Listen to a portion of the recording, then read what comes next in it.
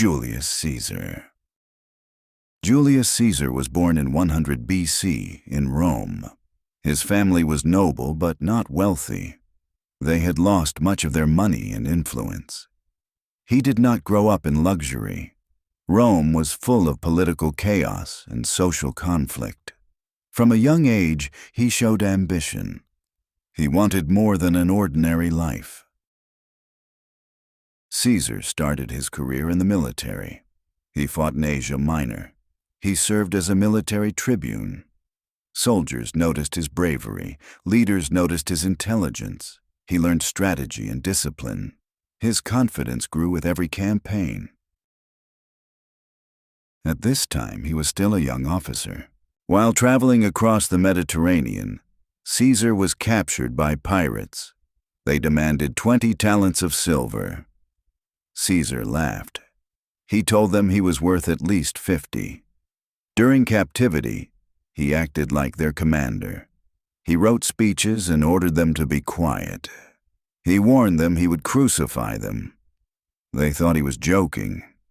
After his release, he raised a fleet. He captured them, and he kept his promise. Returning to Rome, Caesar entered politics. He was a powerful speaker. He understood how to persuade people. He supported reforms for the poor. To gain popularity, he spent large amounts of money. Money he did not always have. He became deeply indebted. But he believed his future success would repay everything. To increase his power, Caesar formed an alliance.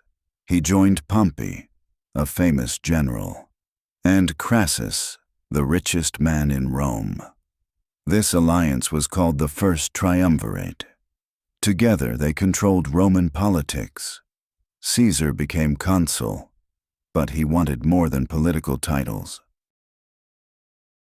Caesar became governor of Gaul.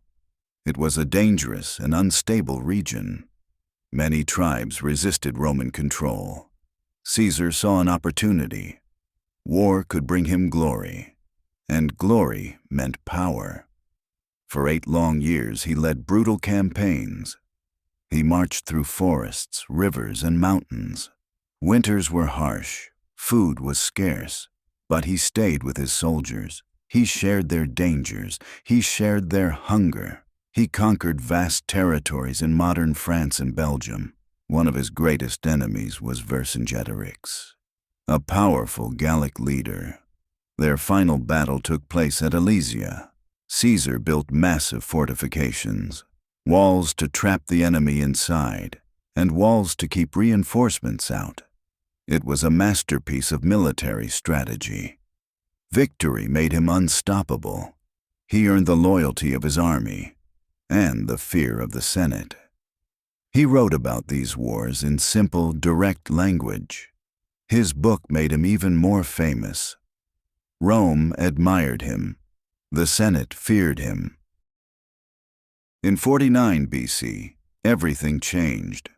The Senate ordered Caesar to return to Rome without his army. They wanted him powerless. They wanted him vulnerable. Caesar understood the message.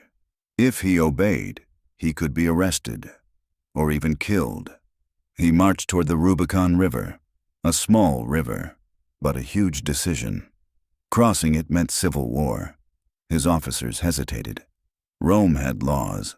No general could bring an army into Italy. Caesar paused. He looked at the water. Then he said, "The die is cast," and he crossed. There was no turning back.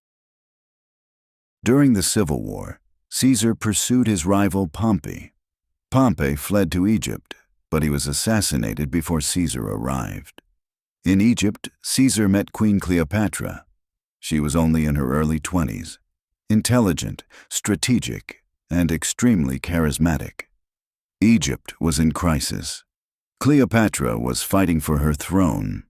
Caesar saw an opportunity again. He supported her claim to power. Together they defeated her enemies. Their alliance became personal. Cleopatra later gave birth to a son. Many believed he was Caesar's child. Rome whispered about the relationship. Some admired it. Others were scandalized. But Caesar's power only grew stronger. Caesar returned to Rome victorious. He had defeated all his rivals. Crowds celebrated him in the streets. He was named dictator for life. An extraordinary title, almost royal. Rome hated kings. The Republic had expelled them centuries before. But Caesar introduced reforms. He reorganized the calendar, creating the Julian calendar. He gave land to veterans. He reduced debt. He expanded citizenship across the provinces. Many common people loved him, but senators grew nervous. They saw statues of him, honors that seemed divine. Some feared he wanted a crown. On March 15th, 44 BC, the Ides of March, everything changed. A group of senators formed a conspiracy. Among them was Brutus, a man Caesar trusted. They believed they were saving the Republic. That morning, Caesar ignored warnings. Even his wife begged him not to go. But he entered the Senate anyway. The conspirators surrounded him. One man stepped forward, then another. Suddenly, a blade flashed. Caesar tried to resist, but there were too many. He was stabbed 23 times. He fell at the base of Pompey's statue. Ironically, the statue of his former rival. Rome was silent, shocked. The Republic would never be the same. His assassination did not restore peace. Instead, it unleashed more civil wars. Power struggles consumed Rome. Eventually, his adopted heir Octavian emerged victorious. He became Augustus, the first Roman emperor. The Republic officially ended. The Roman Empire began. Caesar's name became a symbol of power. Kaiser in Germany, Tsar in Russia. His influence crossed centuries, from modest beginnings to legendary authority. Soldier, politician, reformer, conqueror. His life reshaped the ancient world, and his story still fascinates us today. Julius Caesar remains one of history's most powerful figures. If you enjoyed this journey into the past, subscribe for more historical stories and mysteries. Thank you for watching, and I'll see you in the next chapter.